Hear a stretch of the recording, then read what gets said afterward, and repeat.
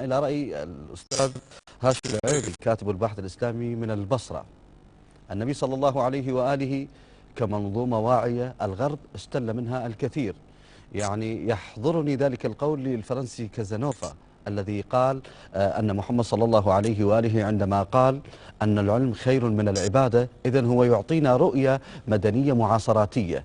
نحن أمة اقرأ أولى بالنبي من غيرنا. إذن هذه المسافة في عدم قراءة النبي صلى الله عليه وآله قراءة واقعية، إلى ماذا تعزونها؟ إلى أي الأسباب؟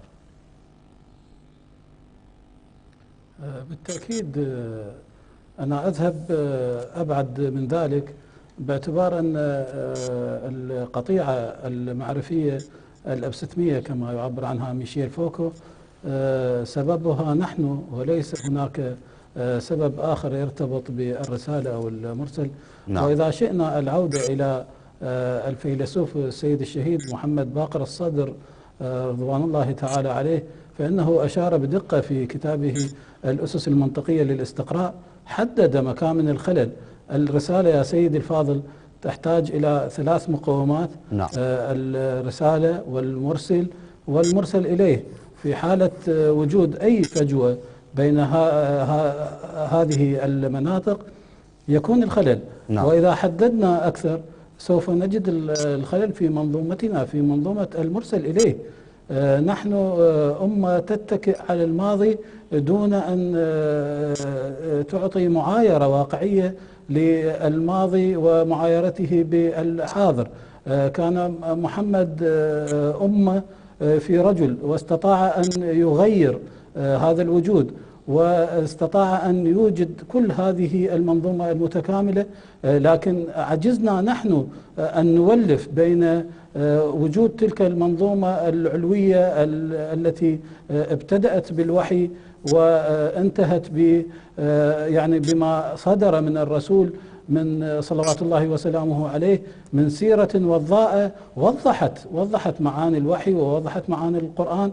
الخلل يا سيد الفاضل في منظومتنا نحن. نعم. ولذلك أنا أدعو وأستغل وجود السيد حسين الشامي. نعم. أن تكون هناك إعادة نظر في ردم هذه الفجوة، ما دام اعترف هو بنفسه أن المسألة الأخلاقية اليوم هي الفاصل بيننا وبين النهل من ذلك العطاء المتجدد.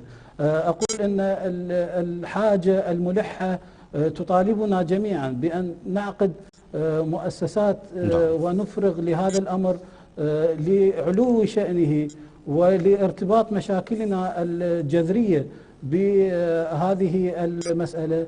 نحتاج إلى إعادة النظر وإعادة التقييم وإعادة الاستفادة طيب. من تلك الأمور العظيمة. طيب. أقول أن الغرب أمامه، فقط لو تسمح لي دقيقة تفضل. واحدة، الغرب أمامه مشكلة مؤجلة أشار لها سماحة السيد بأنها مشكلة أخلاقية، لكننا الآن نواجه هذه المشكلة، وإذا استطعنا أن نمر من عنق الزجاجة فإننا سنكون بخير ببركة محمد وببركة ما تركه الإله لنا عبر محمد وآله.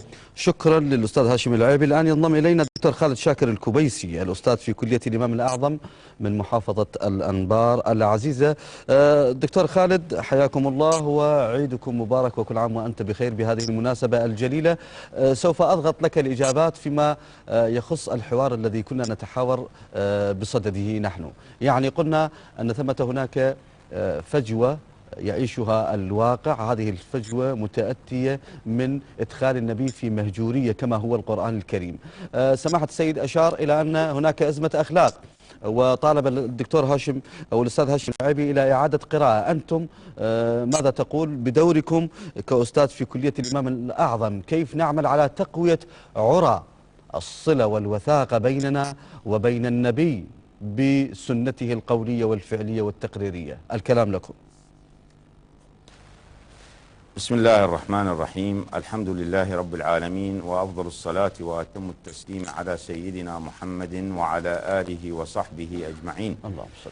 في الحقيقة نهنئكم في هذا اليوم بمناسبة ميلاد النبي محمد صلى الله عليه وسلم، وهو ميلاد للإنسانية جمعاء.